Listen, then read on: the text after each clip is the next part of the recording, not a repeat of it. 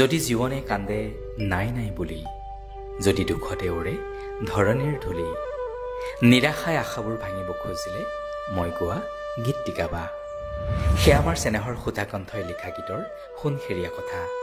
Kidney তথা প্ৰস্ৰাৱজনিত সমস্যাত ভোগা ৰোগীৰ চিকিৎসা আৰু এনেধৰণৰ ৰোগৰ বিৰুদ্ধে নিৰৱচ্ছিন্নভাৱে সজাগতা সৃষ্টি কৰি বাট কৰি বাই ফুৰা এগৰাকী মানৱদৰদী চিকিৎসক হ'ল অসম সন্তান doctor Arup Kumar Nath. Laserman of India হিচাপে খ্যাত দেশৰ এগৰাকী প্ৰখ্যাত ইউৰলজিষ্টৰ তত্বাৱধানত চিকিৎসক তথা স্বাস্থ্যকৰ্মীৰ এটি সজাতি দলে যোৱা 30 মাৰ্চত নগাঁও জিলাৰ অন্তৰ্ভুক্ত আমচৈৰ নকুচি খেলপথাৰত সম্পন্ন কৰে 93 সংখ্যক বিনামূলীয়া স্বাস্থ্য পৰীক্ষা শিবিৰ। পৰম্পৰা খুব খুব ভাল, মোৰ ভাল লাগে বস্তুটো।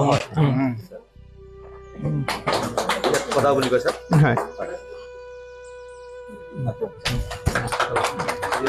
সমাজসেৱী তথা উদ্যোগী যুৱক নানু দাস আৰু বান্ধন হেঁপাহৰ সৌজন্যত তথা গুৱাহাটীৰ সোণাপুৰস্থিত institute of urology and kidney disease চমুকৈ আয়ুকিডৰ সহযোগত অনুষ্ঠিত এই বিনামূলীয়া স্বাস্থ্য পৰীক্ষা শিবিৰত 3 কোটিৰো অধিক ৰোগীক বিনামূলীয়াকৈ চিকিৎসা প্ৰদান কৰাৰ লগতে বিনামূলীয়াকৈ ঔষধো বিতৰণ কৰা হয়।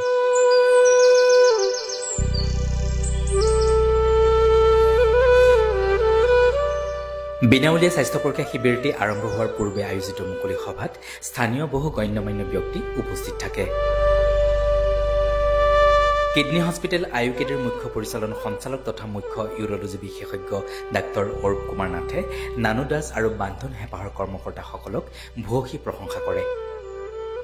শিক্ষাগুৰু উপস্থিত ৰাইজ, নগাঁৱৰ উদ্যোগী তথা সমাজহিতৈষী যুৱক নানু দাস আৰু আমাৰ ভাগ্যজ্যোতি শইকীয়া, তেখেতে খুব কম সময়ৰ ভিতৰত এই চিকিৎসা শিবিৰটো ইয়াতে আমচৈত তেওঁলোকে অনুষ্ঠিত কৰিবলৈ আগ্ৰহ প্ৰকাশ কৰিলে। গতিকে খুব ভাল লাগিছে আজি ইয়ালৈ আহি আপোনালোকৰ স্বাস্থ্যৰ বিষয়ে আমি যদি অলপো আপোনালোকক সজাগ সচেতন কৰিব পাৰোঁ, আপোনালোকে যি অসুবিধাত ভুগি আছে তাৰ কাৰণে আমি যদি অলপমান আপোনালোকক আশা দিব পাৰোঁ, চিকিৎসা দিব পাৰোঁ, আমি ভাবিম যে আমাৰ এই প্ৰচেষ্টা, আমাৰ সকলোৰে মিলিত প্ৰচেষ্টাটো ফলৱৰ্তী হৈছে বুলি।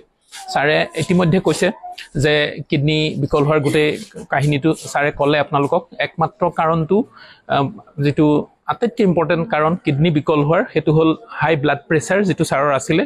2 নম্বৰত হ'ল ডায়েবেটিছ, 3 নম্বৰত হ'ল এনালজেচিক, বিষ হ'লে যিটো খাওঁ আমি এনালজেচিক নেফ্ৰপেথি বুলি কয়, বিষৰ ঔষধ, সি 3 নম্বৰৰ কাৰণ কিডনী বিকল হোৱাৰ। 4 নম্বৰত অত্যধিক মেদবহুলতা ছাৰে কৈছে। 5 নম্বৰত হ'ব পাৰে আমি যে ধপাতজাতীয় খাদ্যবিলাক খাওঁ, বিভিন্ন ফৰ্মত হ'ব পাৰে, ডাইৰেক্ট মুখত দি খাই তামোলৰ লগত বা হুপি খোৱা, যিকোনো ধৰণে হ'ব পাৰে, বা সুৰাপান জাতীয় হ'ব পাৰে।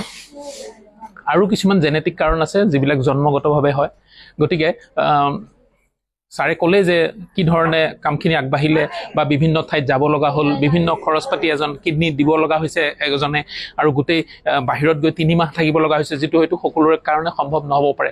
গতিকে কিডনীকেইটা ভালে ৰাখিবলৈ চেষ্টা কৰিব লাগে, মাজে মাজে নিজৰ স্বাস্থ্যটো পৰীক্ষা কৰিব লাগে। ঘৰে ঘৰেতো ব্লাড প্ৰেছাৰ চুগাৰ থকা ৰোগী আছেই, গতিকে তাৰ কাৰণে যি ঔষধ পাতি ডক্টৰে দিয়ে নিয়মিতভাৱে খাব লাগে, মাজে মাজে চেকআপ কৰাই থাকিব লাগে। কেতিয়াবা সেই ঔষধবিলাক হয়তো পৰ্যাপ্ত পৰিমাণে নহ'বও পাৰে, যদি নহয় তেতিয়া তাক আকৌ ঠিকমতে সেই নিৰীক্ষত বা কি ধৰণে খাব লাগে ডক্টৰৰ পৰা পৰামৰ্শ ল'ব লাগে। মাজে মাজে স্বাস্থ্যটো পৰীক্ষা কৰি থাকিব লাগে। আমাৰ কিডনী হস্পিটেল উত্তৰ পূব ভাৰতৰ একমাত্ৰ কিডনী হস্পিটেল, যিখন আমাৰ সোণাপুৰ নাজিৰাঘাটত অৱস্থিত institute of urology and kidney disease, তাৰ ফালৰ পৰা এনেধৰণৰ সজাগতা আৰু সচেতনতা আৰু চিকিৎসা শিবিৰৰ কাৰণে আমি বিভিন্ন অসম তথা উত্তৰ পূৰ্বাঞ্চলৰ বিভিন্ন প্ৰান্তত গৈ ৰোগীসকলক আমি এনেকৈ বিনামূলীয়াকৈ চিকিৎসা আগবঢ়াই গৈছিলোঁ। আৰু আমাৰ এইটো 92 সংখ্যক বিনামূলীয়া চিকিৎসা শিবিৰ, আৰু সিদিনা আমি কেইবাটাও এনেধৰণৰ চিকিৎসা শিবিৰ আমি নানু দাসৰ তত্বাৱধানত আমি কৰিছোঁ। সিদিনা যেতিয়া ক'লোঁ আমি এই বিশেষ ডেটটো খালী আছিলে বুলি, তেখেতে ইয়াতে আমাক আহিবলৈ সুবিধা কৰি দিলে।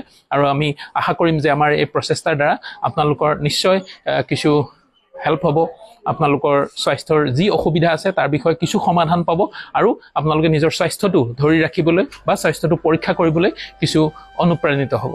নমস্কাৰ। আমচৈৰ নকুচি খেলপথাৰৰ পৰা প্ৰণৱ দিহিঙীয়াৰ সহযোগত অম্লানজ্যোতি শইকীয়াৰ ৰিপৰ্ট, নিউজ হেল্থ প্লাছ।